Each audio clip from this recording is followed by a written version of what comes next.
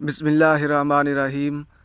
آج کی ویڈیو میں ہم بستری کے متعلق کچھ باتیں آپ سے بیان کریں گے۔ محترم بھائیو، حضرت جابر بن عبداللہ رضی اللہ تعالیٰ عنہ سے روایت ہے، انہوں نے فرمایا یہودی کہا کرتے تھے جو کوئی پچھلی طرف سے ہو کر عورت سے اگلی جگہ میں مباشرت کرتا ہے اس کا بیٹا بھینگا پیدا ہوتا ہے۔ تو اللہ تعالیٰ نے یہ آیت نازل فرمائی جس کا ترجمہ یہ ہے، تمہاری بیویاں تمہاری کھیتی ہیں، اپنی کھیتیوں میں جس طرح چاہو آؤ۔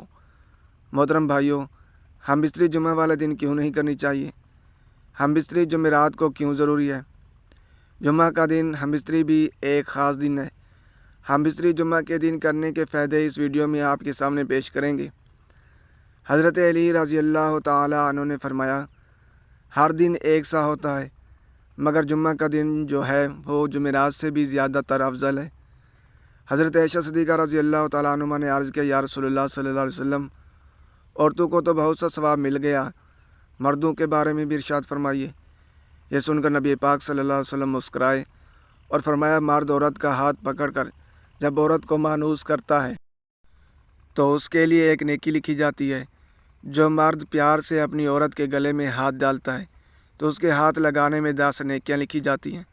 جب وہ اپنی بیوی سے مباشرت کرتا ہے تو دنیا اور مافیا سے افضل ہوتا ہے، اور جب غسل کرتا ہے تو جسم کے جس بال پر سے پانی گزرتا ہے اس کے لیے ہر بال کے بدلے میں نیکی لکھی جاتی ہے، اور ایک گناہ معاف کر دیا جاتا ہے اور ایک درجہ بلند کر دیا جاتا ہے، اور غسل کرنے کے عوض میں جو چیز دی جاتی ہے وہ دنیا اور مافیا سے بہتر ہوتی ہے۔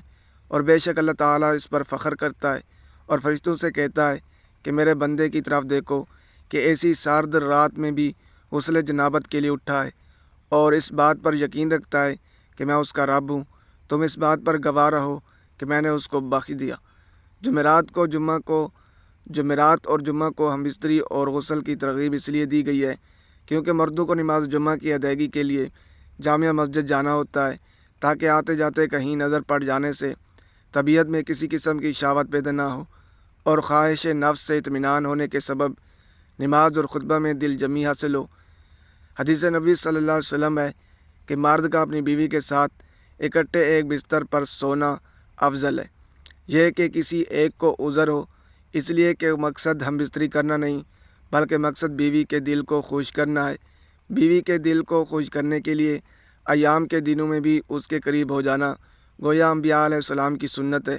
بیوی سے ہم بستری یعنی جماع کے لیے دن کی بنسبت رات کا وقت زیادہ اچھا ہوتا ہے، اور اسلامی مہینوں کے پہلے 15ویں اور آخری رات کے علاوہ بقیہ راتوں میں ہم بستری کرنا چاہیے، کیونکہ روایات سے معلوم ہوتا ہے کہ ان 3 راتوں میں شیاطین زمین پر زیادہ پھیلتے ہیں۔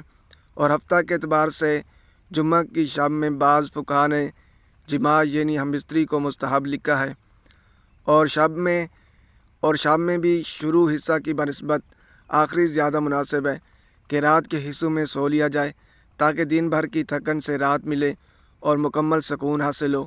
اور ایک فائدہ یہ بھی ہے کہ رات کا تھوڑا سا حصہ ہی جنابت یعنی ناپاکی میں گزرے گا، البتہ رات کا اتنا آخری حصہ بھی نہ ہو کہ پھر دوبارہ آرام کا وقت ہی نہ ملے، کچھ دیر اس کے بعد بھی آرام کر لینا چاہیے۔ جب خاوند کو اپنی بیوی کے پاس آنے کی حاجت ہو تو اس کا طریقہ یہ ہے کہ بیوی کے ساتھ کمرے میں اس وقت اور کوئی نہ ہو، حتیٰ کہ شیر خوار بچہ بھی نہ ہو۔ وہاں اگر بچہ سویا ہوا ہو تو کوئی مذاکرہ نہیں۔ شریعت نے میاں بیوی کو اختیار دیا ہے کہ وہ دن یا رات کے کسی حصہ میں مباشرت یا ہم بستری کو سارے انجام دے سکتے ہیں۔